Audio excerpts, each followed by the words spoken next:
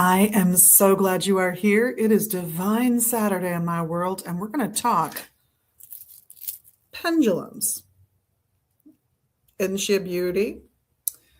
This is made by one of our local artisans, and I love the top bead because it's slightly concave on both sides, so it feels super secure, super easy to grip. Love that. And it's got a tiger's eye stone for added protection, added power to your work. This is a fab pendulum. I'll show you some others if I get a chance. But the easiest way to use a pendulum, no matter how fancy, how modest, yep, that's a keychain pendulum, all right. The basics are going to be just to communicate and develop a relationship with the pendulum itself, which is honestly a conduit to your subconscious, the other side, magical powers, psychic abilities, however you want to think of it, as long as it works, I'm golden.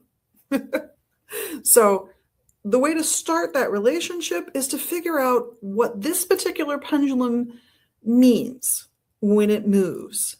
And the easiest way to do that is to meditate 2 times, once on a yes. That would be a wonderful yes to hear, like the best yes in the world.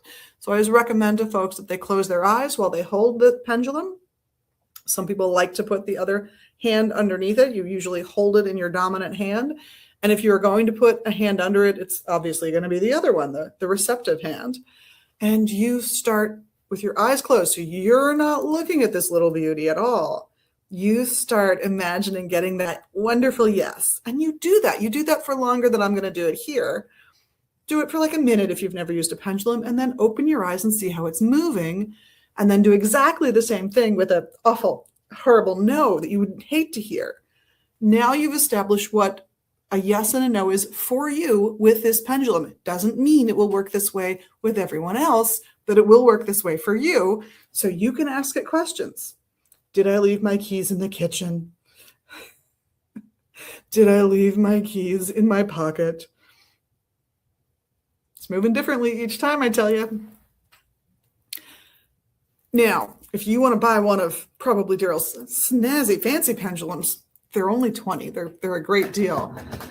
You are welcome to, but they can get fancier. This is a beautiful sterling silver one set with a moonstone on top and labradorite as the primary piece of the pendulum. Those are 2 stones that work beautifully together for this kind of work in particular. So fabulous, not as long a chain. Chain length varies a lot. You can go for something that's pocket friendly and easy to carry with you. So this is one of the wonderful Sarah Cura's pendulums. You can also go for something in between. All that matters is that you develop a relationship with that particular pendulum and that you get reliable answers from it. Now, beyond yes and no questions, which is your basic pendulum use, there are also pendulum boards and cloths and paper posters. This happens to be one of our fancier angelic protection pendulum and talking board. So you could use this the same way you might use something like a Ouija board. We don't call them those anymore. They're spirit boards or talking boards. Or you can use it with a pendulum. In that case, you're going to be using the pendulum above the board and just closing your eyes and let those micro muscle movements take you where they take you until you are getting the answer to your question. Maybe it's waving over the no that's on here or the future that's on here. You've got to try it out. It's that simple. And if you really want to make your own pendulum poster, grab a sheet of paper and go for it. You can put words on it like they've done here.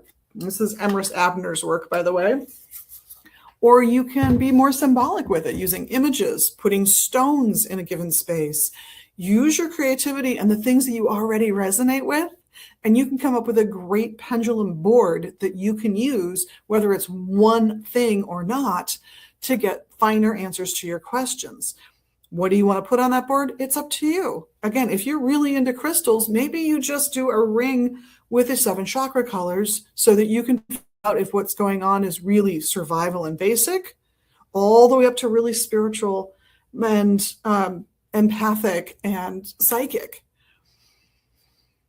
Whatever system works for you is definitely the way to go when you're working with a pendulum. It's a good addendum to any work you've got. Maybe you're a tarot reader and you always have 5 tarot decks with you and you want a fun way to discern which deck to use for a particular reading. Get out that little pendulum and see which one it says. See where it spins the hardest. Over deck 1, deck 2, 3, 4, or 5. Works beautifully every time. As long as you've worked with that pendulum and developed that relationship with it and learned how to trust it, you should get really interesting answers that can really help expand what your answer might be to a problem, which is the real point of divination to me, is giving you more options and choices and really figuring out what your next move should be. Let me know if you've used a pendulum. I'd love to hear your stories about it. In the meantime, thank you so much for being your amazing, magical you. Everyone here at Magus Books, we all love that about you, of course, and we appreciate the little magical things you can do right here in social media land. I know you know what they are.